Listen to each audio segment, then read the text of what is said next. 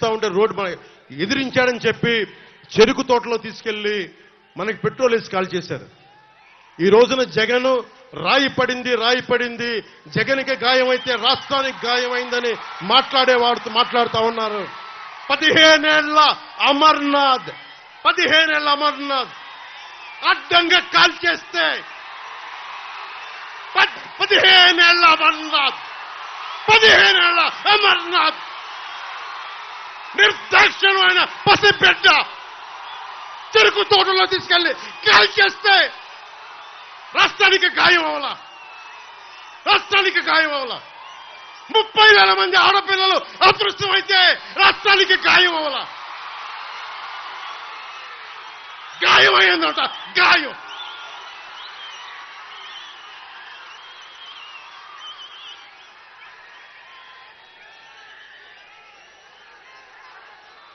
34% ఉన్న బీసీల రిజర్వేషన్లని 24% తగ్గించి 16,000 మంది బీసీ నాయకులు మనకి అన్ని స్థాయిల్లో అవకాశాలు కోల్పోయారు.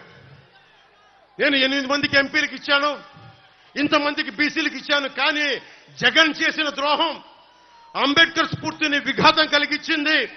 16,000 మంది బీసీలకి నువ్వు 34 నుంచి 24% తగ్గించి బీసీలని అధికారం దూరం చేసావు. అది మర్చిపోకండి.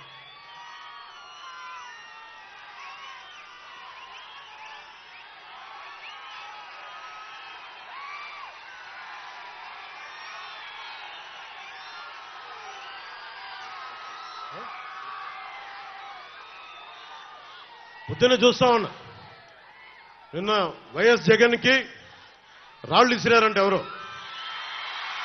అదేంటి చిత్రమో పాపం. ఎప్పుడు ఎలక్షన్లు రాగానే ఆయనకి ఏదో ఒక గాయం జరుగుతుంది. కరెక్ట్గా ఎలక్షన్ల ముందే ఎవరో ఒకరు చచ్చిపోవడం లేదా చంపేయడం. అంత హై సెక్యూరిటీ సిఐఎస్ఎఫ్ ఉన్న వైజాగ్ ఎయిర్పోర్ట్లో 2019కి కోడికత్తితో గాయం చేశారంట అక్కడ. సరే, మనందరం ఏం చేశాం? జనం కూడా ఏంటి కదా, మన తిలక్ గారు చెప్పినట్టుగా, దేవరకొండ బాలగంగాధర్ తిలక్ చెప్పినట్టుగా, కొడవగంటి మనకి కుటుంబరావు గారు చెప్పినట్టుగా, మనందరం మధ్యతరగతి మనుషులు.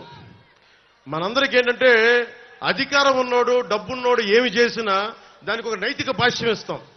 పాపం కాకినాడలో ఉండే ఒక మాఫియా డాన్ ఎవరిని కత్తితో పొడిచినా పాప ఆయన ఏ పరిస్థితుల్లో పొడిచారో పాపనండి, పాపం చంపేశారు. వైఎస్ వివేకానంద రెడ్డి గారిని ఏ పరిస్థితుల్లో పొడిచారో తెలియదండి మాకు. 30,000 మంది ఆడపిల్లలు అదృష్టమయ్యారని పాపం జగన్ గారు ఏం చేస్తారండి పాపం. ఇది సగటు మధ్య తరగతి మనం చేసే తప్పు. ఇది మన హక్కులను మనం తెలుసుకోవట్లేదు. జగన్కి గాయం అయితే రాష్ట్రానికి అయ్యా గాయం. మీ జెడ్ కేటగిరీ సెక్యూరిటీ ఏం చేస్తుందా? మీ జెడ్ కేటగిరీ సెక్యూరిటీ చూసుకోరా మీరు? మరి చంద్రబాబు గారి మీద రాళ్లు కొట్టించినప్పుడు రాళ్ల వర్షమే కురిపించారా మీరు? అప్పుడు ఏమైపోయినాయి? అప్పుడు రాష్ట్రానికి గాయం జరగలేదా? అంటే మీ మీద ఇంత గులకరాయి పడితేనే గాయం అయిపోయినట్టు.